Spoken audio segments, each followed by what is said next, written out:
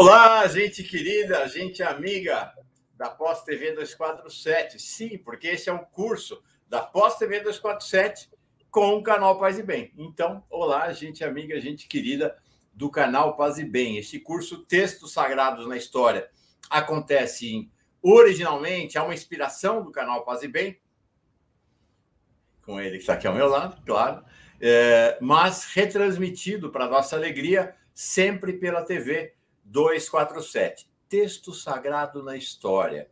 A história dos textos sagrados, a história das religiões. Não é exatamente a história das religiões, porque nós estamos mergulhando naqueles textos sagrados, na escrita e na fala. Mas a ideia é ir percorrendo de maneira ampla e, ao mesmo tempo, o mais profunda possível, os caminhos de espiritualidade da humanidade ao longo dos milênios. Esta é a aula de número 24, não é, Pedro? Tudo bem com você? Boa tarde, Mauro. Tudo bem? Boa tarde para todo mundo que nos acompanha no canal Paz e Bem, a TV 247, pós-TV, como você gosta de dizer, e é isso mesmo. Tudo bem? Vamos adiante. Vamos embora. Nós tivemos, então, 2 encontros de enorme sucesso sobre Zoroastro e hoje estamos mudando. Continuamos passeando pela geografia e pelos tempos. Agora vamos para a Mesopotâmia, a antiga Mesopotâmia, no qual nós vamos falar, de um lado, o poderio de Marduk, Hammurabi e a soberania da Babilônia. Tem muita conversa para rolar, já vou adiantando. Este tema é capaz de se desdobrar em 3 aulas, sendo esta a primeira delas. Vai ser muito legal, muito interessante mesmo. Estou animadíssimo. Muito animado, para falar a verdade. Deixa eu saudar, Pedro, quem chega para a transmissão ao vivo. Eu estou saudando aqui quem está na transmissão ao vivo do Paz e Bem. É claro que durante a transmissão pela Pós TV 247 a gente não consegue fazer essa saudação porque ela é gravada sempre no sábado seguinte ao Paz e Bem, que acontece agora, é segunda-feira, 7 de fevereiro, 5 horas da tarde, 5h05 agora, acontece sempre no sábado seguinte, às 7 horas da manhã. Vamos lá. Josenira, mandando boa tarde para você, Pedro, para mim também, e aqui ela fala de Pau Amarelo Paulista, adoro esse nome, lá em Pernambuco. Eliane Gonçalves também aqui com a gente, de Jardim Alegre, Paraná. Fernando Antônio Rezende, da Bahia, de Brasília, aqui a queridíssima, mais do Pedro do que minha, porque afinal eu não conheço ela tanto, mas é a irmã de Pedro Maria de Fátima Limas Vasconcelos, que eu tive a alegria de conhecer em São Paulo já. Beijo para minha irmã. É isso aí. Ivone Marinho, lá de Pernambuco, ela mandando a saudação dela, de Gravatá, em Pernambuco. Lá, Martini Oscar Veiga, ele sempre com a gente, tornou-se um grande amigo também. Doraci Barbieri, de Caxias do Sul, Terezinha Casimiro Albuquerque, do CEBI, Centro de Estudos Bíblicos, lá do Ceará. Antônio Coelho chegou, assistiu um curso teu dia desses e agora ficou. Ele que chega lá de Uruguai, de vacaciones sobre o Oceano Atlântico, é um pueblo de pescadores artesanais. Grande Antônio Coelho já conquistou nossa simpatia aqui. Maria Paula Leal. Boas tardes, não é? Aqui ele, aqui. A dupla, Antônio Inácio Greco e a dupla, não, casal, né? E Cássia Greco. Nossos escribas, como você diz, né, Pedro? Sim, um abraço a vocês. Marilda Teix, Denise Nagen, também com a gente aqui sempre, Nadir Zota, também do Paraná, Heloísa Bortoli, todo mundo que chegou, sinta-se muito bem chegada e chegado. Sejam todos bem-vindas, bem-vindos, bem-vindes de todo o país, de todos os cantos do planeta, de todas as galáxias. Pedro, é contigo, somos todos ouvidos para ir lá para a Mesopotâmia. Então, vamos lá. Mauro, eu te peço, então, que dê uma olhadinha. Eu mandei para você no seu e-mail, acho que 3 mapas. Perfeito. E aí, já que a gente vai para a Mesopotâmia, vamos ver no mapa onde é que a gente vai aterrissar, né? Vamos começar, então, pelos mapas. Vamos começar por um deles. Um mapa mais geral. Tá. É um que tem uma meia-lua. Ah, perfeito. Acho que já o encontrei aqui. Veja se é isso, Pedro. Eu encontrei dois. Claro, claro. Encontrei 2 dos 3 mapas que você mandou, mas vamos nos virar com ele. Vamos ver aqui. O primeiro mapa, se é que eu entendi o pedido de Pedro, é este aqui. Deixa eu ampliá-lo. É o mais indo para a cor amarelada. Veja se é esse aqui, Pedro. O mapa que você quer sobre o que a gente se debruce sobre ele. É bom a gente ver o lugar da nossa aterrissagem, né? É isso aí. Exatamente, é este mapa. Este, perfeito. Muito Vou obrigado. até ampliar um pouquinho aqui mais. Então, este mapa, ele é muito útil, não só para que a gente saiba da nossa aterrissagem hoje, mas também para que a gente saiba da aterrissagem que nos aguarda nas próximas vezes. Aí uns bons encontros. Esse mapa é muito ilustrativo, Mauro, porque ele nos situa, né, também em relação ao que foi o nosso tema da semana passada e da anterior. E se a gente olha mais à direita do mapa, a gente tem exatamente a antiga Pérsia, o atual Irã, né, onde se desenvolveu, né, a tradição associada à figura do profeta Zoroastro. Agora, o nosso foco de atenção, a partir de hoje, versa sobre esta região que está marcada aí no mapa de forma a configurar uma espécie de lua ou crescente ou minguante, mas enfim, uma meia-lua. Os argentinos têm lá uma espécie de torta que eles chamam de media-luna. A meia-lua. Estou contornando ela aqui, gente. Ó, vocês estão vendo, né? Essa meia-lua aqui, né, Pedro? Esse é o contorno dela. Eu não consigo ver o seu movimento aí. Tá bom. Mas tá bom. Está muito visível, né? No coração, né? Sim, no corpo sim, mesmo sim. Da imagem. Agora veja o seu cursor. Então, a nossa concentração, né, a partir de hoje, aí o futuro vai nos dizer mais se a gente vai consagrar a essa região. Então, essa região é conhecida com o nome de Crescente Fértil. E crescente por quê? Está aí o nome no mapa, né? Porque justamente o formato, né, aproximadamente, né, parece ser o de uma lua, né, na sua fase crescente. E esta meia-lua, ela tem 2 pontas. A ponta mais à direita é marcada pelo curso de 2 rios, que também é possível ver aí, Mauro. O rio Tigre e o rio Eufrates. Né? E esta região... Deixa eu aumentar um pouco aqui. Não dá para pensar a história da humanidade sem eles, né? Deu para ver aqui, Pedro? Pois é. Aqui, ó. Rio Tigre e Rio Eufrates. Tigre, né? E Eufrates, exatamente. Estas terras, entre os 2 rios e, obviamente, na margem de um e na margem de outro, configuram a região chamada Mesopotâmia. E Mesopotâmia é um termo originário da língua grega que significa a terra entre rios. Uhum. Mas não só a parte interna, um pouco para fora também, para fora do Eufrates, para fora do Tigre. Né? O que hoje é o tão devastado, tão trucidado Iraque. Né? Sendo que na ponta, no final, quando os 2 rios se encontram, a gente tem a região do atual Kuwait. Né? E aí os 2 rios se encontram e você tem a desembocadura no Golfo Pérsico. Né? Repito, do lado direito disso, nós temos o Irã, né? A antiga Pérsia, a Pérsia de Zoroastro.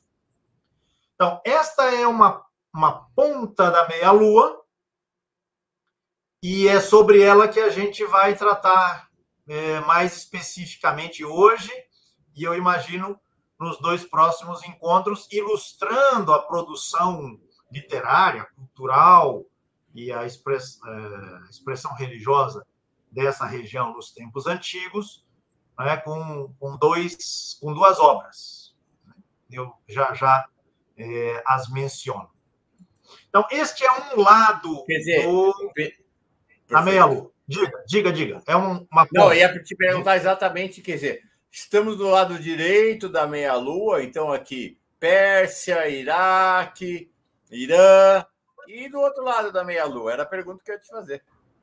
Pois é. Então, aí temos a outra ponta. Talvez, se você quiser mover o mapa um pouquinho, não sei se é possível, né, para as pessoas verem, a gente tem o Egito. A gente tem o Egito. Não sei se dá para subir um pouco o mapa. Dá, já subi. Isso, perfeito. Então, do nosso lado esquerdo, mais abaixo, né, a gente tem ali o Egito. Essa é a outra ponta do crescente fértil, da meia-lua. Né? E o Egito também é portador de uma história, né, muitas vezes milenar, e teremos de nos deter, né, sobre algumas das suas expressões literárias escritas, né, sempre pensando que o texto é um objeto que nos dá acesso, né, para pensar outras questões relativas a estes mundos, mesmo que de maneira apenas introdutória. Né? Então, Mesopotâmia de um lado e Egito do outro darão as cartas neste mundo, né, durante uns tantos milênios, até pelo menos, digamos aí, até por volta do século IV antes da nossa era, quando virá uma força militar, né, proveniente da Grécia, né, da Macedônia, para ser mais exato, e que vai varrer, né, esses territórios todos e mais outros, e vai configurar um império, né, que vai, então, da Grécia até praticamente a Índia, que é o império do rei Alexandre, chamado Alexandre o Grande. Mas, antes deste tempo, a gente tem, né, uma história muito extensa, muito complexa, da qual a gente vai poder tratar aqui de, né, alguns elementos apenas. Né? Agora, Mauro, aproveitando que nós estamos com este mapa aí à disposição para a nossa visualização, então deixe-me dizer que eu tenho vontade também de que nós alarguemos o olhar para além do crescente fértil. Perfeito. Então, na parte superior do mapa, na parte do alto aí, a gente tem a região do que hoje é a Turquia. E que naqueles tempos antigos, que nos tocam a atenção, era o território habitado também por uma força, por uma população e um Estado, um poderio bastante significativo, que é o poderio hitita. Então, quem sabe a gente faça alguma incursão. Se também entendo minimamente o mapa, aqui está no canto alto, mais à esquerda, né? Isso, essa região aí, que é a da atual Turquia, né? Isso. Vocês estão vendo aqui, ó, gente, Chipre, a ilha de Chipre aqui, a Turquia sempre em frente, praticamente em frente a Chipre, né? Esse canto aqui, ó. Isso, exatamente. Então, eu pretendo olhar um pouquinho também para além da Lua, digamos assim, né? Mas também, Mauro, e aí é fundamental, olhar a parte de baixo desta meia-lua, porque ela nos remete para um enorme território que muitas vezes é ignorado, que é o território da chamada Península Arábica. Ora, a Arábia, ela é uma península. E o que significa uma península? É uma quase ilha. Esse é o sentido da palavra península. Se a gente olha, este mapa talvez não mostre por inteiro, mas a gente vê, né, Mauro, do lado esquerdo da Arábia, a gente vê um mar separando a Arábia do Egito, que é o Mar Vermelho. Do lado direito, a gente vê um mar separando a Arábia do que hoje é o Irã. Trata-se do Golfo Pérsico. E na parte mais ao sul, a gente tem o Oceano Índico. Então, você tem uma espécie de losango, né? O formato aproximado da Arábia, em que três lados são banhados por mares. Mas existe um lado que não é banhado Pedro, pelo mar. Estou pondo aqui. Você está colocando um outro mapa. Isso. Maravilha, maravilha. Então, é um mapa tirado de uma foto tirada de satélite, né? Maravilha. Então, do lado mais à esquerda, o Mar Vermelho. Do lado mais à direita, para cima, o Golfo Pérsico, aí onde você está apontando. Isso, aqui, ó, o Golfo Pérsico. Exatamente. Aqui o Mar Vermelho, né? Vocês estão vendo aqui, ó. Vermelho. Aqui é o Nilo caindo, aqui, o Egito, né? Nessa pontinha, não é isso? E embaixo também. Embaixo também. Pode descer um pouquinho na vertical. Na vertical, desça na vertical. Aqui. Isso aí é Egito. Mais aqui, ao sul um pouquinho. Perfeito. Isso é Egito. E exatamente. Descendo um pouco mais, você vai sim, tudo isso aqui é Egito. Isso. Então, Arábia Saudita, Egito, e aqui vamos para Iraque, Irã e tudo, não é isso? Iraque, você está na ponta lá do Golfo Pérsico. Aí é o Iraque. Mais à direita é o Irã. Aqui o Irã. Perfeito. Exatamente. O que eu estava dizendo é que a Arábia não é uma ilha, ela é uma península, né? Banhada pelo Golfo Pérsico de um lado, pelo Oceano Índico e pelo Mar Vermelho. Né? Essa parte mais abaixo, à direita, que é mar também, é o Oceano Índico.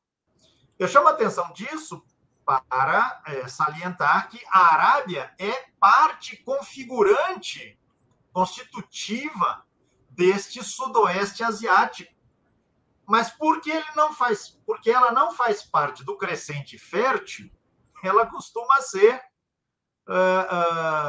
ignorada, né, muitas vezes, nos estudos sobre a antiguidade, sobre as tradições culturais e religiosas. No entanto, a Arábia configura esse universo, né, extremamente diversificado.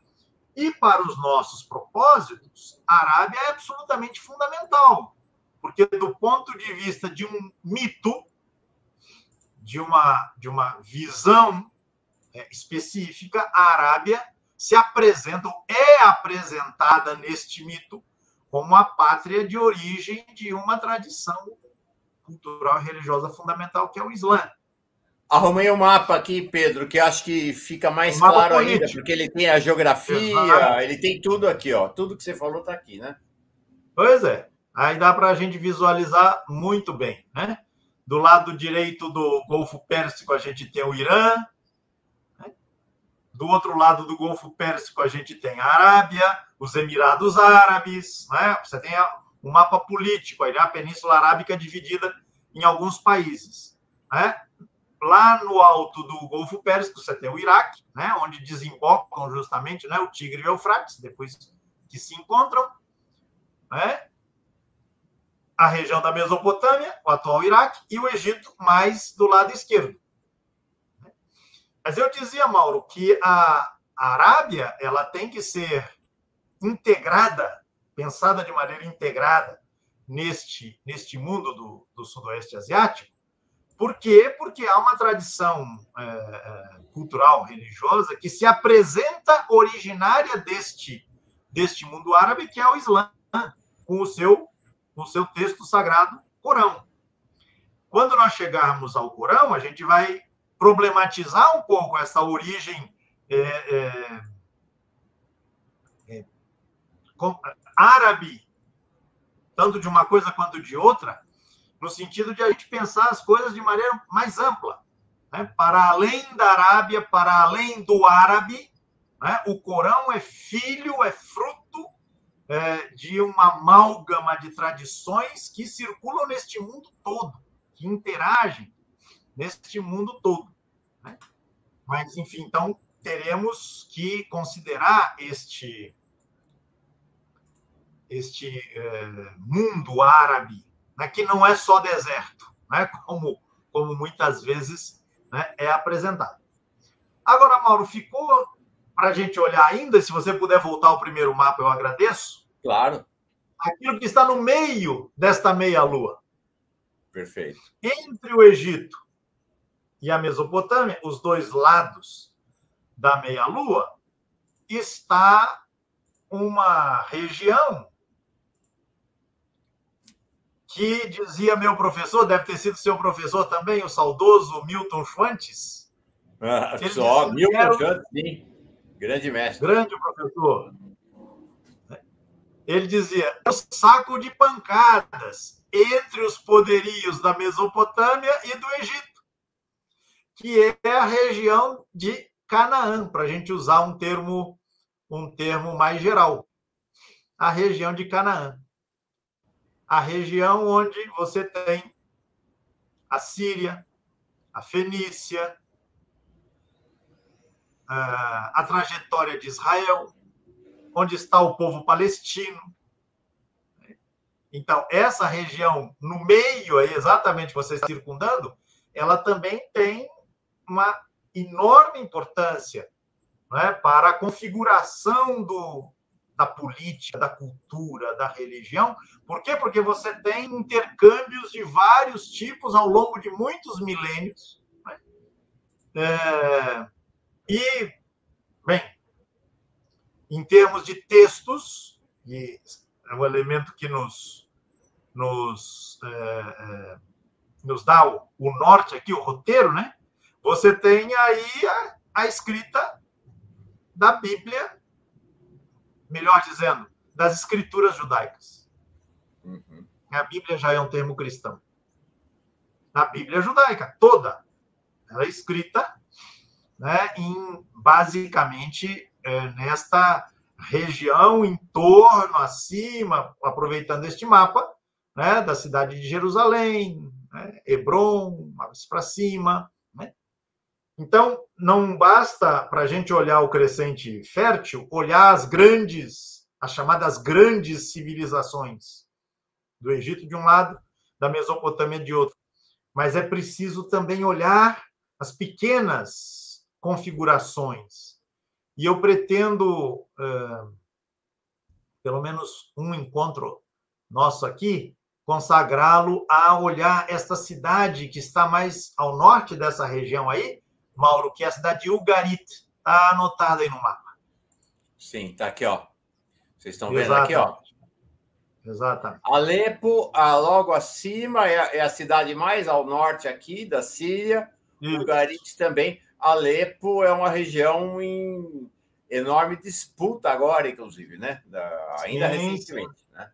Tá? E aqui Ugarit. É uma cidade que foi devastada agora, né? Isso, recentemente. Recentemente. É uma cidade que tem uma história também multimilenar.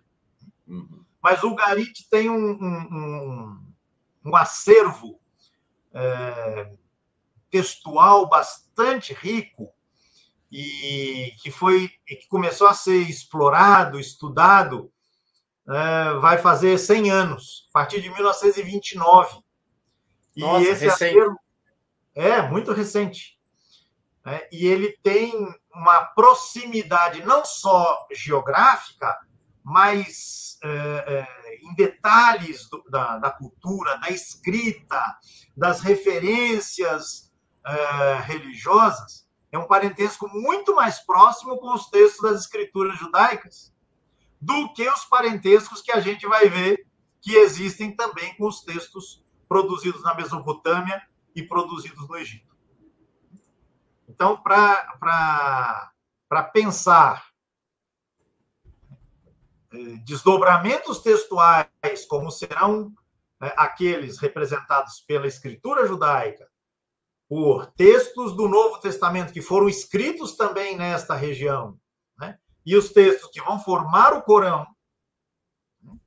Então, considerar não só as chamadas grandes civilizações, mas também estas de menor amplitude, mas não de menor importância, é uma tarefa para a qual eu convido todo mundo aí que nos acompanha.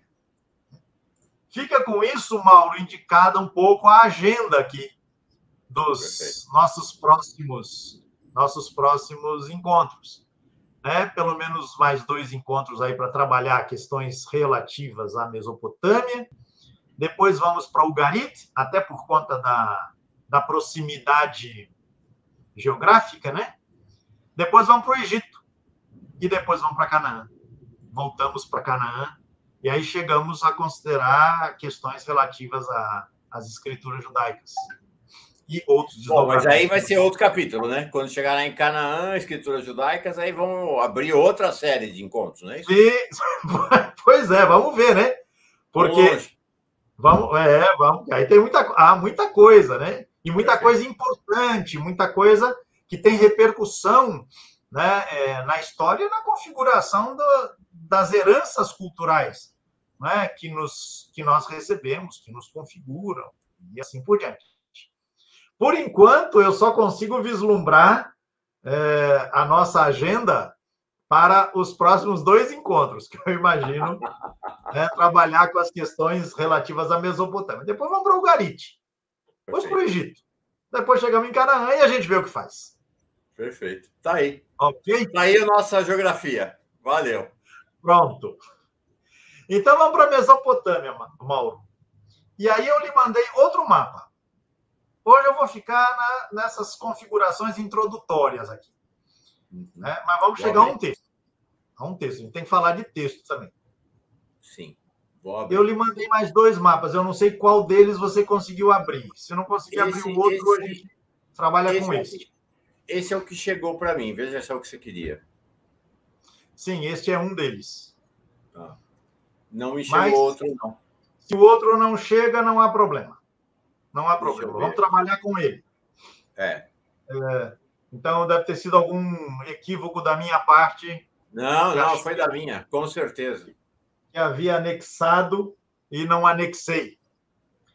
Bem, Mauro, este mapa, né, ele é uma reprodução mais aproximada, né, do mapa anterior, né, com o foco principalmente na Mesopotâmia. Então, a gente consegue vislumbrar com mais detalhes, né, esta região que a gente chama de Mesopotâmia.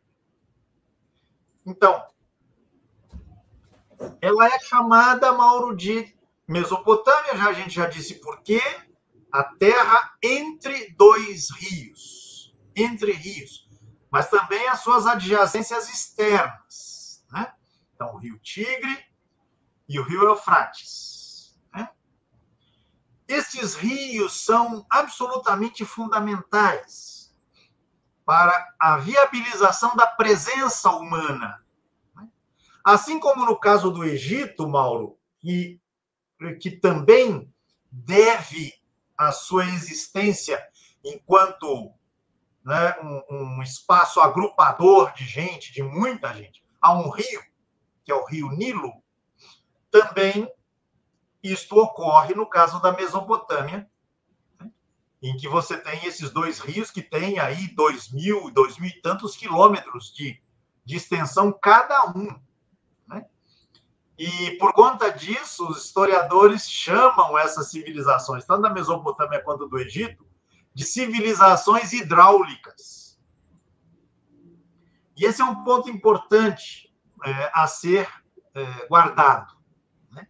A vida das pessoas, né, depende do manejo que elas sejam capazes, estejam em condições de fazer com o curso de água, os cursos de água, no caso destes dois, né, destes dois rios.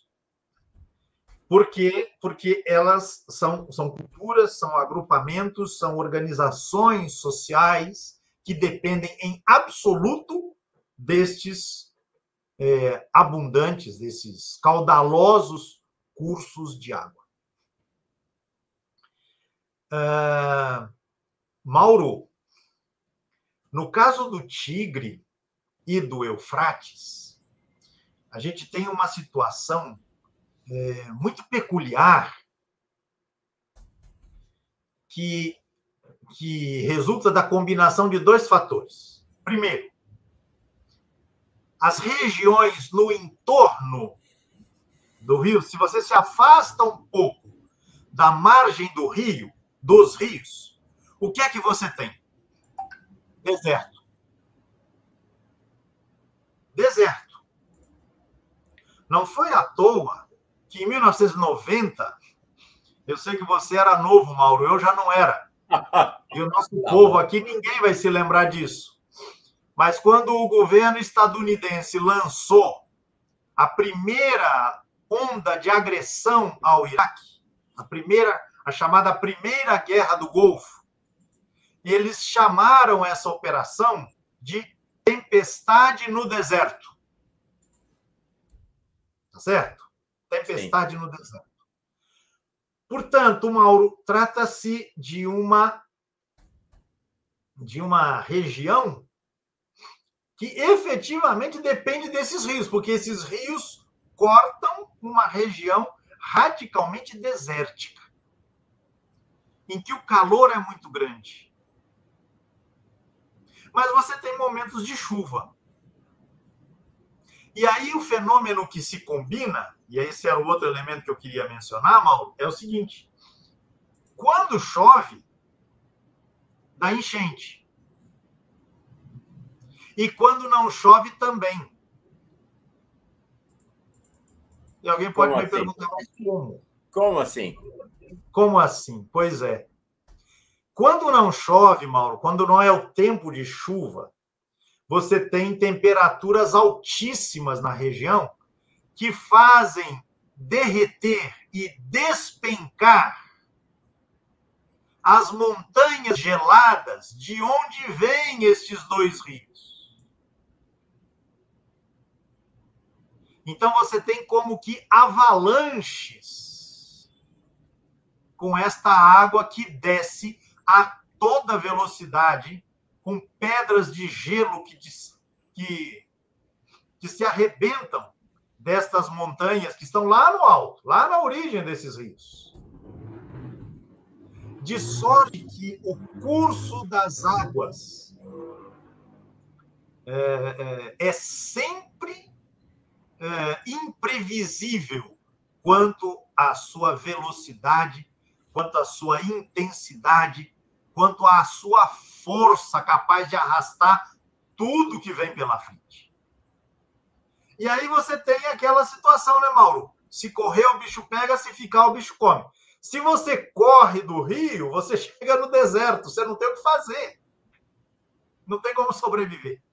Então você tem que viver à beira dos rios. Só que viver à beira dos rios é estar correndo risco o tempo todo. Uhum. Né? Então, esta é uma situação, né, essa é uma situação extremamente delicada e que veio a ter encaminhamentos em termos de engenharia, Mauro, sabe quando?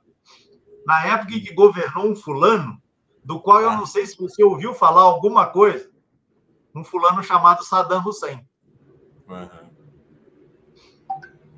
Eu li alguma coisa a esse respeito, não tenho maiores detalhes, mas o que se conta né, as informações que encontrei ali foram essas, de que ele desenvolveu ali um projeto de construção de inúmeras barragens para manter o fluxo desses dois rios sob algum controle.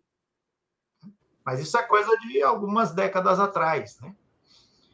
Então, eu chamo a atenção para a importância dos rios, mas essa importância não é só a importância imediata, mas ela é absolutamente decisiva para a configuração das culturas, das civilizações, das formações sociais, da constituição das forças políticas, das construções religiosas e da produção dos textos que aqui nos tomam mais a atenção. Né? E impressionante, então, né, Pedro? Só, se você me permite, por favor. Veja, eu vou voltar aqui um outro mapa para que vocês tenham uma ideia de como é que a civilização humana foi se constituindo naquela região, mas com repercussão planetária, né, da qual nós sentimos até hoje. Olha, vou voltando aqui o mapa de toda a região, incluindo a Península Arábica. Olhem bem esse mapa. Só tem duas bacias, dois conjuntos de rios em todo esse mapa. Aqui, ó, o Tigre Eufrates e aqui o Nilo. Gente, pode vasculhar aqui. Não tem mais nada. Vai ter lá o Jordão, Israel, mas muito pequenininho. Realmente rios de grande porte, apenas esses dois. Apenas esses dois, estou chamando dois porque ali é Tigre e Eufrates, é como se fosse um conjunto do qual um não se faz do outro, né? Então, é porque tem água ali que as civilizações se iniciaram, né, Pedro? E tem a possibilidade de florescer com uma população maior, né? Isso. A Península Arábica, já que você citou, ela não é desabitada. Não. Ela, longe disso. Eu tenho aqui um outro mapa, mas aí eu não vou mandar agora para a gente não tomar tempo. Mas eu posso colocá-lo depois, ou quando a gente chegar perto de estudar o Corão, a gente mostra. A Península Arábica está salpicada de agrupamentos, de grupos humanos, mas são grupos numericamente muito pequenos. E fundamentalmente, por quê? São tribos, são clãs, né? São acampamentos. Né? Por quê? Porque você precisa, né, da água como um instrumento como um meio, né, absolutamente fundamental para a sobrevivência. Né? E aí manejar as águas, né, se torna absolutamente fundamental. Né? Para a gente pegar um pequeno exemplo, Mauro, né, o nosso pessoal aqui, muita gente tem aí a prática dos estudos bíblicos, né? Pega o Salmo 137. Pega o Salmo 137. Você se lembra dele, Mauro? Mauro, você foi monge, recitava lá, né, o saltério. Salmo 137 ou Salmo 136, a depender da numeração da Bíblia de cada qual. Junto aos canais da Babilônia, nós nos sentávamos chorando com saudades de Sião, com saudades de Jerusalém, né?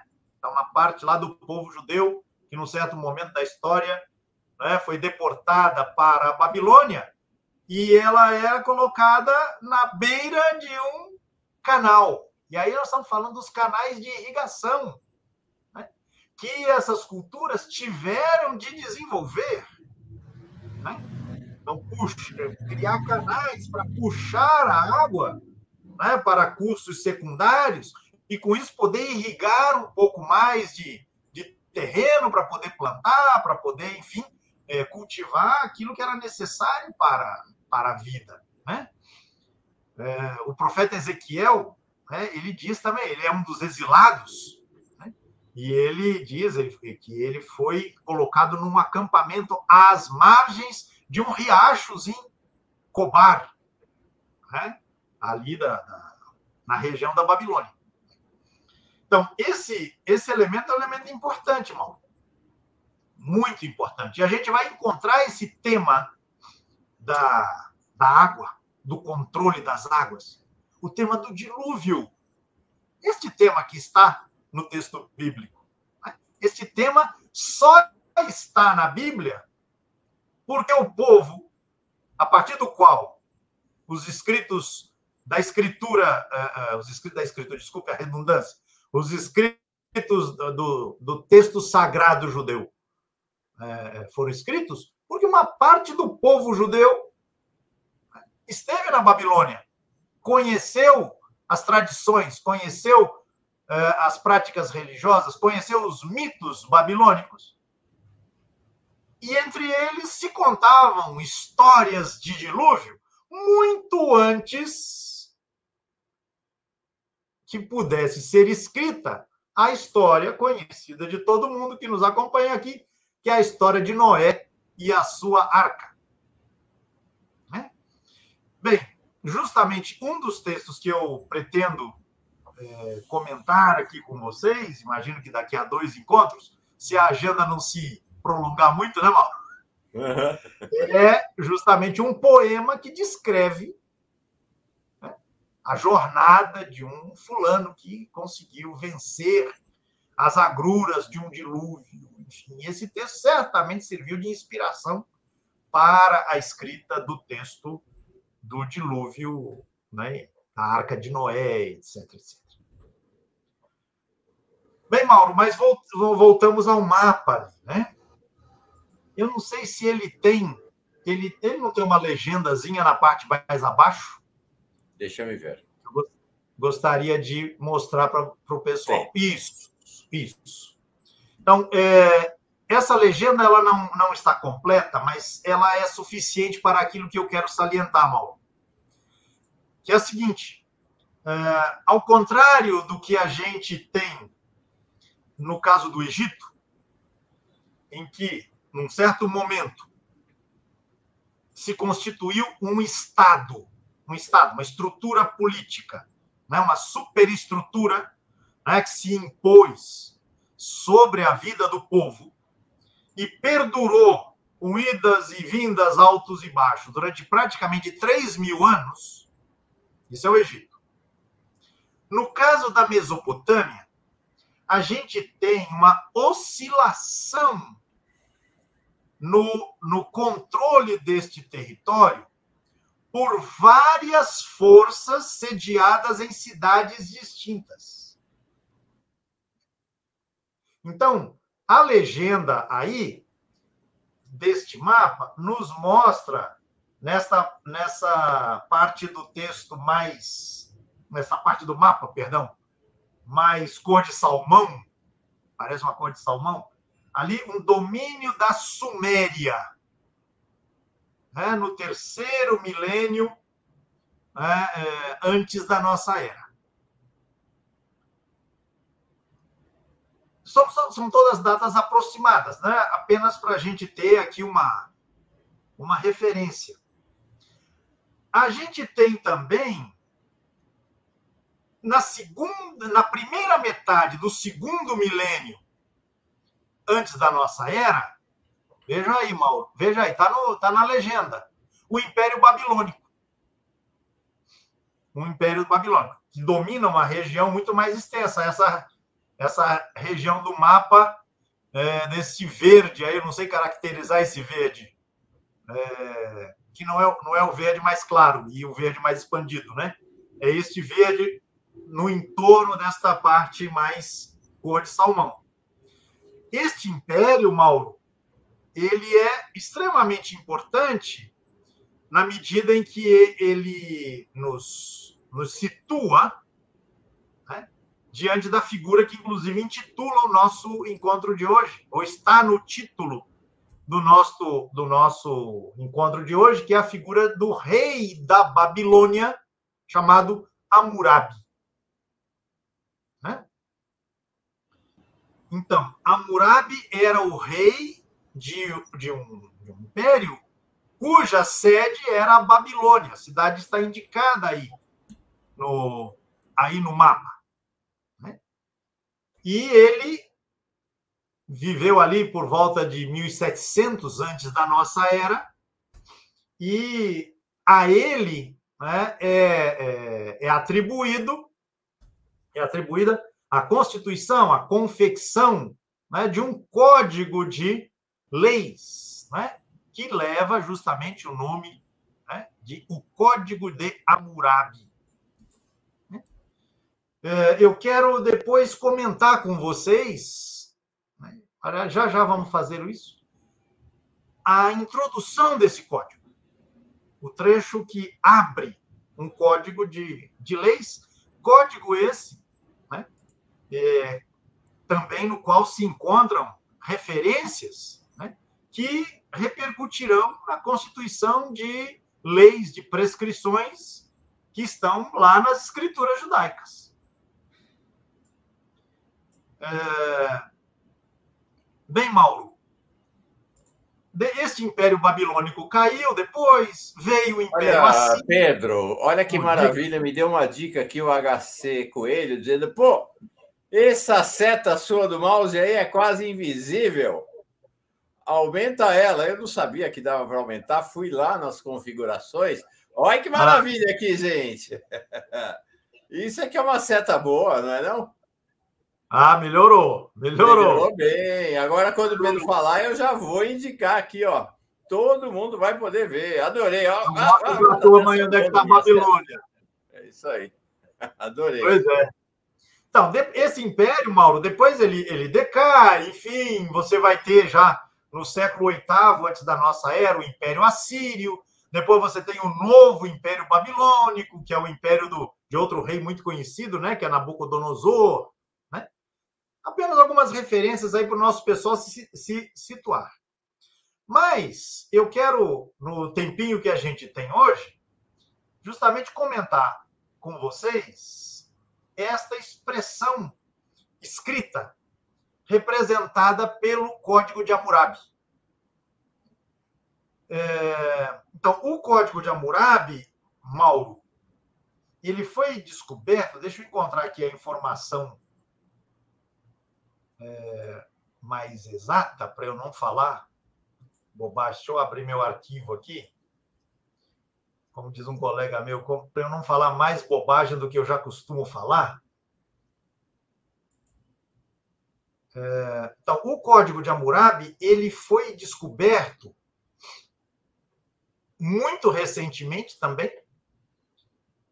E aí eu procurei a data aqui, não encontrei, não vou gastar mais tempo com isso, mas me parece que em 1902 ele foi achado. Num tipo de monumento, Mauro, que é conhecido com o nome de estela.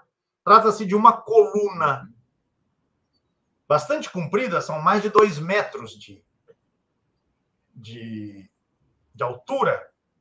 Eu vou avançando aqui para ver se me aparece a informação mais exata. E não vou achar, não.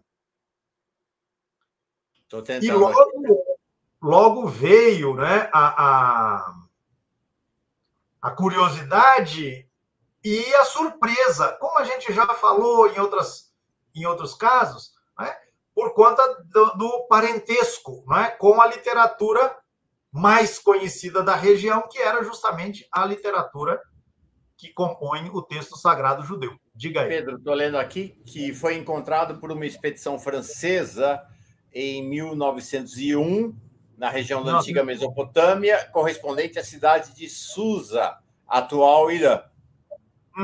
Ok. Maravilha. Se você, por acaso, nessa sua procura ágil aí, encontrar uma imagem da estela onde se encontra o texto de Hammurabi, acho que o pessoal vai gostar de ver. Eu vou falando aqui. O interessante desta estela é que nela se encontra o texto, né? A escrita é toda ela em formato de cunha. E, por isso, a escrita é chamada de escrita cuneiforme. Essa imagem... Estou vendo uma melhor aqui, peraí. ela está de lado, né?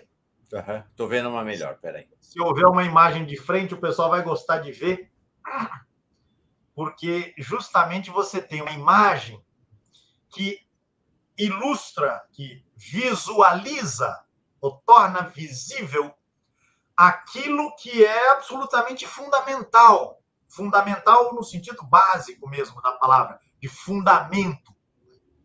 Por que é que Hammurabi, Mauro, se vê no direito, na incumbência de promulgar um código de leis?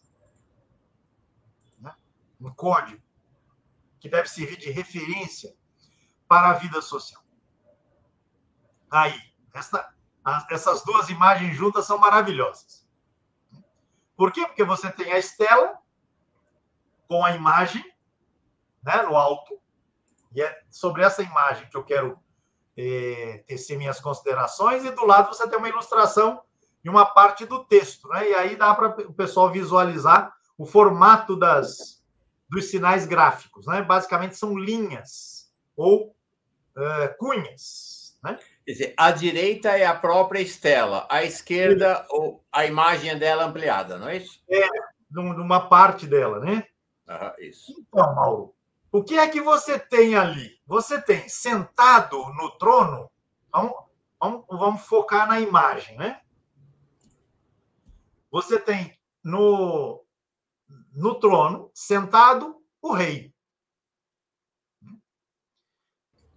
Você tem uma entidade que entrega, né, ao rei que está sentado um indicativo do seu poder.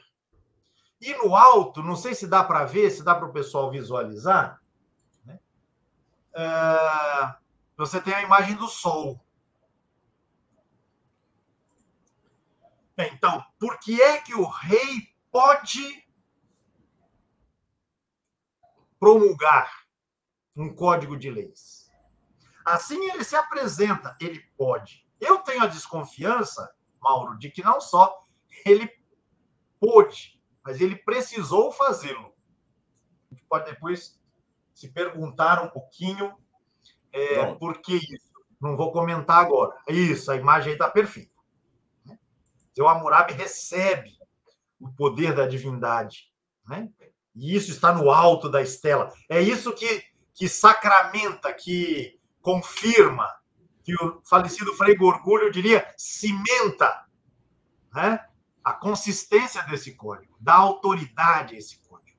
Ele recebeu, né, aqui, né, o sol. De fazê-lo. Oi?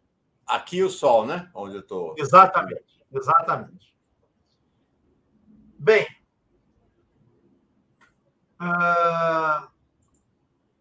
o texto começa dizendo, Mauro, e é esse o comentário de texto que a gente vai fazer hoje, porque hoje quis fazer uma introdução a esse mundo tão complexo e tão fascinante. Ele diz assim: quando o sublime Anun, rei dos Anunnaki, e Enlil, o senhor do céu e da terra, aquele que determina o destino do país, quando o sublime Anun e Enlil assinalaram a Marduk, e aí peço que o nosso pessoal registre este nome, Marduk, está no título da nossa atividade de hoje. A dignidade de Enlil sobre todos os homens. Quando eles o glorificaram entre os Ijigu, quando eles pronunciaram o nome sublime de Babel e a fizeram poderosa no universo, quando estabeleceram para ele em seu meio uma realeza eterna. Reticências, vou parar por aqui, porque eu já citei vários nomes aqui e é preciso identificar essas figuras aqui. Então, quando o sublime Anun é uma entidade divina,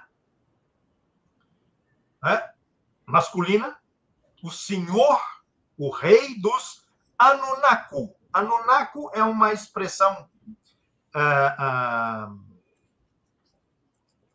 genérica, um coletivo, para indicar uma quantidade de divindades. Então, Anum é o Deus supremo entre deuses. E aí temos, depois, Enlil, o Senhor do céu e da terra. Deixa eu pegar aqui algumas indicações mais precisas. Enlil é o Senhor dos ventos. E por isso, e os ventos são importantes porque eles estão associados às águas caudalosas, às águas agitadas, tá bem? Então, por isso ele é chamado de o Senhor do céu e da terra. Aquele que determina o destino do país. Então, quando o Senhor dos deuses e o Senhor do céu e da terra, duas divindades, assinalaram a Marduk, a dignidade, O que eu estou querendo dizer aqui? Quero salientar aqui, Mauro. O código começa com uma espécie de transmissão de poder. De acordo com o código, essa transmissão é feita por Anum, de um lado, Enlil, de outro. E a transmissão é feita a quem? É feita a Marduk. E quem é Marduk, Mauro? Marduk é o Deus supremo da cidade de Babilônia, da cidade de Babel. Então, na mitologia babilônica, Marduk é o Deus supremo. E Marduk é que tem o poder agora de governar o mundo. E o ponto de partida deste governo é Babel. Por isso o texto diz que Anum e Enlil,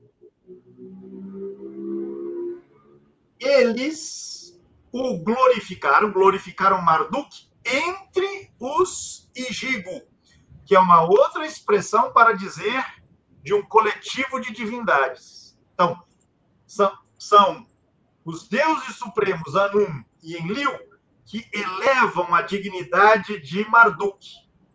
Eles o glorificaram entre os Igigu. Eles pronunciaram o nome sublime de Babel. Em outras palavras, o Código de Hammurabi, ele é centrado nesta noção, segundo a qual a Babilônia é o eixo do mundo. Ou, para usar uma expressão que se encontra na escritura judaica, é o umbigo do mundo. A palavra Babel, que é a mesma coisa de Babilônia, ela significa porta do céu, ou porta para os deuses. Então, o que se quer afirmar aqui, Mauro, é a supremacia política da Babilônia sobre as outras cidades que, com ela, disputavam o controle da Mesopotâmia e, por extensão, das regiões circunvizinhas. É óbvio que quando a gente vai... E está aí a Babilônia bem no centro do nosso mapa, né? Exatamente. Entre o Tigre e o Eufrates, né? Exatamente. E esse local é privilegiado, que é o local onde os dois rios estão mais próximos, inclusive. Né? Claro que se eu vou visitar a mitologia assíria, os textos assírios, e eles existem, nós não vamos passar por eles aqui por falta de tempo. Né? A gente vai encontrar uma outra configuração. Mas o Código de Hammurabi, ele quer assinalar, então, que Babel é o centro do mundo, por ela se tem acesso ao céu, ao mundo das divindades, né? E, junto com isso, afirmar o poderio do rei desta cidade, que não é qualquer cidade. Por isso, essa introdução ao Código de Hammurabi, Mauro, ela é extremamente significativa, né? Acho que a essa altura eu posso ler o texto de novo, que ele ganha mais vivacidade.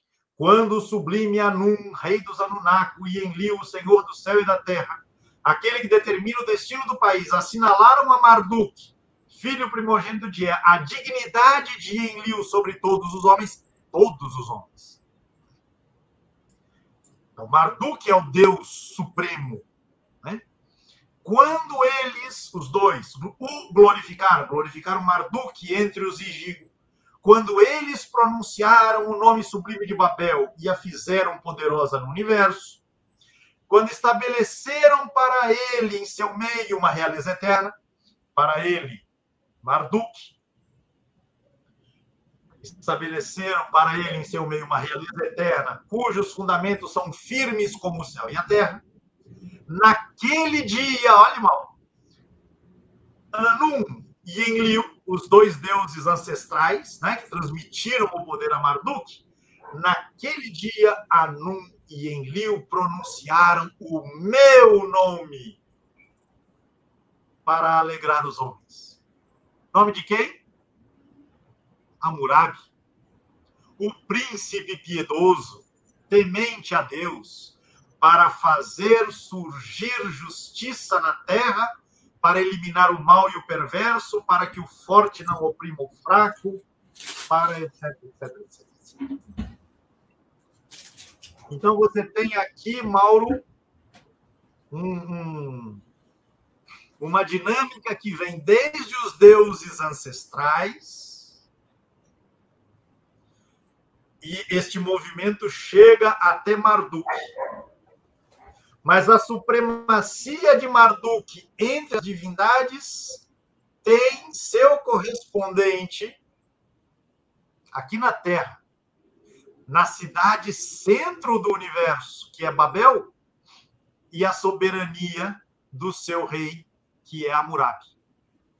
E é a partir destas credenciais que Hammurabi, então, se apresenta como aquele que tem não só o direito, a incumbência, mas também, a meu ver, a necessidade de estabelecer um código, né, a que, enfim, as pessoas deverão estar submetidas, enfim, para reger, né, a dinâmica, né, social, jurídica deste império. Esta era a pretensão deste rei, e isso deve ter surtido impacto. Dito, há várias conexões entre teores encontrados no Código de Hammurabi e leis que se encontram nos textos formadores das escrituras judaicas. Não estou dizendo que tenha havido uma conexão direta, necessária, entre ambas as expressões escritas, mas essas conexões que passam pela oralidade, pela reprodução, pela afirmação na memória, pela tradição, enfim. E os textos das escrituras judaicas, vamos lembrar, são 1000 anos, eventualmente até mais, posteriores à época da confecção do Código de Hammurabi. É muito impactante isso tudo e muito empolgante, porque a gente... Onde é que a gente ouviu falar primeiro, assim, no ouvido? Estou falando daqueles que têm, claro, uma tradição cristã na sua família. É a primeira vez em Babel. Lá no livro do Gênesis, na Torre de Babel, cujo objetivo era exatamente fazer chegar a morada dos deuses, a que o Pedro se refere aqui. Não é? Onde é que a gente ouve falar primeiramente em Tigre e Eufrates? No Gênesis, eram os rios que banhavam o Jardim do Éden. Então, vejam que realmente tudo isso vai ecoando de maneira ressignificada ao longo da trajetória dos textos sagrados. Né? É muito empolgante. E já que você citou Babel, né, compare a Babel da introdução ao Código de Hammurabi com a Babel do texto da Torre de Babel. o texto do Código de Hammurabi é um texto que legitima Babel e as pretensões de Babel nas imediações, nas vizinhanças e nos intentos imperialistas de um Hammurabi. O texto do Gênesis, capítulo 11, é um texto contracultural, ou de resistência. Né? Ele brinca com a palavra, ele ridiculariza a palavra Babel a partir de uma palavra hebraica, que é Balal, para dizer que Babel significa terra da confusão. É terra da confusão para quem está lendo ou ouvindo o texto em hebraico, produzido por uma população, ou no seio de uma população dominada pelo Império Babilônico. Uhum. Aí você tem um texto legitimador de Babilônia e você tem um outro texto contestador, né, da Babilônia. Isso para a gente fazer assim, um contraponto bem rápido. Claro que existem nuances aí a serem destacadas, né? Bem, Mauro, eu sei que a gente tem que terminar já, eu só queria indicar que na semana que vem eu pretendo abordar com vocês um texto conhecido com o nome de Enuma Elish. Enuma Elish, com SH. Em geral, se costuma transliterar a palavra, né, desta maneira. Enuma, do jeito que eu estou falando mesmo, Elish, E-L-I-S-H. Uma expressão que significa quando no alto. E este poema, Mauro, ele tem um papel, tem um lugar muito importante na história, seja da religião babilônica, seja por conta dos impactos que aquilo que é veiculado nele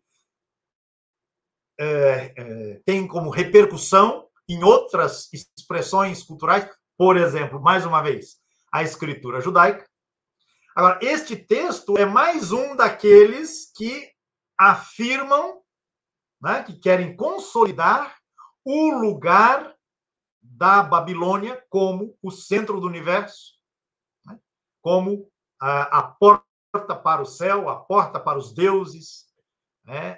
Então, trata-se de uma narrativa poética recitada em rituais, aí o seu caráter sagrado, né, neste contexto, de uma religião fortemente atrelada aos interesses do Estado.